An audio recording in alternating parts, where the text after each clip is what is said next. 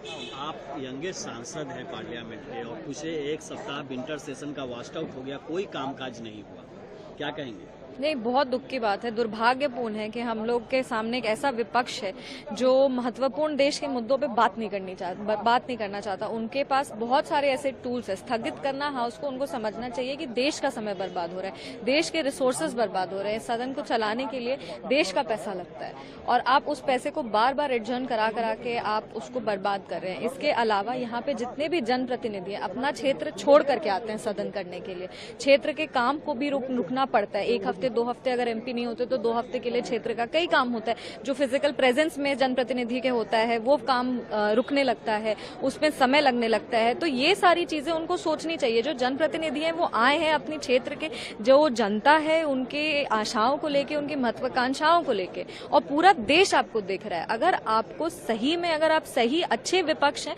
तो आपको मुद्दों पे चर्चा करनी चाहिए। ये जो उसको सदन को स्थगित कर देना होता है, सदन में हल्ला हंगामा करना होता है, जबकि जो पीठासीन महोदय होते हैं या स्पीकर साहब होते हैं वो बार बार कहते हैं कि आपके मुद्दों पर चर्चा होगी, आप शांति से अभी बैठ जाइए।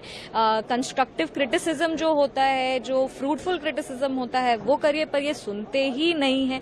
हल्ला पे हल्ला, चिल्ला चिल्ली, और हमें बस ये लगता है कि ये एक अच्छा विपक्ष नहीं है। ये वो विपक्ष नहीं है जो देश के हित में काम करना चाहता है। बहुत बार ऐसा होता है कि सरकार और विपक्ष साथ में मिलकर देश के मुद्दों पर चर्चा करती हैं, उसका हल निकालती हैं, एक मिडिल पाथ निकालती हैं और उस तरह से देश में काम होता है। पर यहाँ पे जो विपक्ष है वो किसी भी तरीके के बात को सुनने के लिए तैयार नहीं है और वो लगातार देश का समय, देश के रिसोर्सेज को और जो जनप्रतिनिधि हैं उनको बिना मतलब का यहाँ पे समय बर्बाद करने का काम किया जा रहा है।